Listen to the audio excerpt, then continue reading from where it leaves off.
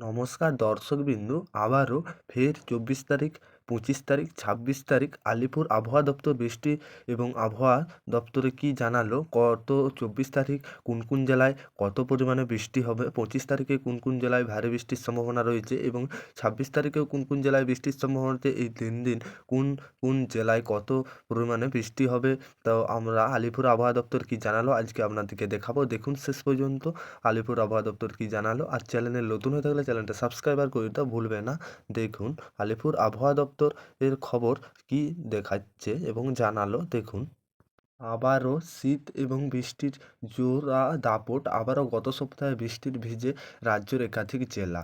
আবারও ২৪ তারিখ এবং ২৫ তারিখ বৃষ্টির সম্ভাবনা রয়েছে কতগুলি জেলাতে। উত্তরবঙ্গের পাহাড় থেকে শুরু করে দক্ষিণবঙ্গের মানুষজনের এর মধ্যে আগামী কয়েকদিনের ঝেঁপে বৃষ্টির পূর্বাভাস জারি করলো আলিপুর আবহাওয়া দপ্তরের তরফ থেকে। আবহাওয়া দপ্তরের সূত্রের খবর জানা গেছে একাধিক ঘূর্ণাবর্তের জেরে এই বৃষ্টির সম্ভাবনা দেখা দিয়েছে দক্ষিণবঙ্গের উপকূল, উড়িষ্যা, কটক, কেন্দ্রপাড় এবং ভদ্রক সব সহ কিছুই জেলার পাশাপাশি দক্ষিণে কর্ণাটক থেকে পূর্ব থেকে এবং পূর্বর বায়ু প্রভাবে উত্তর পশ্চিম বঙ্গোপসাগরের নিম্নস্তরে ঘূর্ণিঝড় বিরোধী সৃষ্টি হয়েছে বলে জানিয়ে দিল আলিপুর আবহাওয়া দপ্তরের তরফ থেকে। আবারও যে ২৪ তারিখ বুধবার পূর্বাভাস অনুযায়ী এই জেরে সপ্তাহের একাধিক জায়গায় বৃষ্টি হবে বলেও পশ্চিমবঙ্গ,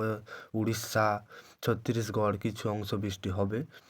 এর ফলে আগামী ২৪শে জানুয়ারি হালকা বৃষ্টির সম্ভাবনা ছিল দক্ষিণবঙ্গে।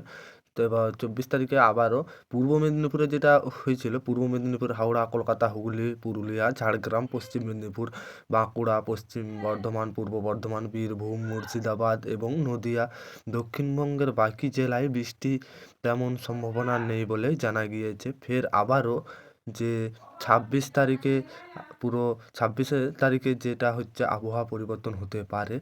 তাছাড়াও রাজ্যে আরও ২-৩ দিনের তাপমাত্রা স্বাভাবিক নিচে থাকবে। ২৫ তারিখটা ভারী বৃষ্টি হওয়ার সম্ভাবনা রয়েছে কতগুলা জেলাতে। ২৬ তারিখ থেকে আবার আকাশ পরিষ্কার হয়ে যাওয়ার সম্ভাবনা রয়েছে। তাছাড়া আলিপুর আবহাওয়া দপ্তরের তরফ থেকে এটাই জানা গিয়েছে যে আবহাওয়া দপ্তরের সূত্রের খবর, চলতি সপ্তাহে দার্জিলিংয়ের এবং উপরিভাগের সিকিম বৃষ্টি তুষারপাতের সম্ভাবনা রয়েছে। উত্তরবঙ্গের পার্বত্য এলাকায় হালকা বৃষ্টি হতে পারে। সমতল জেলাগুলির বৃষ্টির পূর্বাভাস নেই, তবে খানিকটা নামছে তাপমাত্রা বলেও জানা গিয়েছে। তাছাড়াও যে কাল ২৪ তারিখ বুধবার বৃষ্টি হওয়ার সম্ভাবনাটাই রয়েছে। আমরা দেখাবো আপনাদের যে ২৪ তারিখে কোন কোন জেলায় বৃষ্টি হবে। দেখুন ২৪ তারিখে বৃষ্টি হওয়ার সম্ভাবনা রয়েছে বেশি দার্জিলিংয়ে, হালকা বৃষ্টি হওয়ার সম্ভাবনা রয়েছে। তাছাড়া আবার নিচের দিকে আমরা গেলে উত্তর দিনাজপুর, মালদা এসব জল নেই দেখাচ্ছে। দক্ষিণ দিনাজপুর দেখুন, তারপরে মুর্শিদাবাদ এবং বীরভূম, তারপরে পূর্ব বর্ধমান, নদিয়া, বাঁকুড়া, পুরুলিয়া এগুলা হুগলি এগুলো হালকা আছে। ভারী বৃষ্টি হচ্ছে পশ্চিম মেদিনীপুর, ঝাড়গ্রাম, পূর্ব মেদিনীপুর, দক্ষিণ চব্বিশ পরগনা এগুলা হচ্ছে ভারী বৃষ্টি হওয়ার সম্ভাবনা রয়েছে কাল, যেটা ২৪ তারিখে। এবং ২৫ তারিখে কোন কোন জেলাতে বৃষ্টি হওয়ার সম্ভাবনা রয়েছে দেখুন, দার্জিলিং, জলপাইগুড়ি, আলিপুর, কোচবিহার এগুলায় কোনো বৃষ্টি হওয়ার সম্ভাবনাই নেই ২৫ তারিখে। মালদহ, মুর্শিদাবাদ, তাছাড়া বৃষ্টি হওয়ার সম্ভাবনা রয়েছে কয়েকটি জেলাতে। সেইগুলি হলো দক্ষিণ চব্বিশ পরগনা, পূর্ব মেদিনীপুরে, কলকাতায় এগুলা জল হওয়ার সম্ভাবনা রয়েছে ২৫ তারিখে। তো ম্যাপে বোঝা গেল ২৫ তারিখটা এবং ২৪ তারিখ জল হওয়াটা বেশি সম্ভাবনাটা রয়েছে। তাছাড়াও আপনারা দেখছেন যে মালদায় যে ২৫ তারিখে কোনো জল নেই। ২৬ তারিখে হচ্ছে এখানে জল আছে কালিম্পং এবং দার্জিলিং। তাছাড়া জলপাইগুড়ি, আলিপুর, কোচবিহার এগুলায় কোনো জল নাই। ২৬ তারিখ থেকে ২৭ তারিখে আকাশ পরিষ্কার মেঘলা এবং আস্তে আস্তে ফিরে আবার শীতের দাপট বাড়বে, এটাই জানা যাচ্ছে এখানে আলিপুর আবহাওয়া দপ্তর তরফ থেকে, যে এটাই জানা গেছে।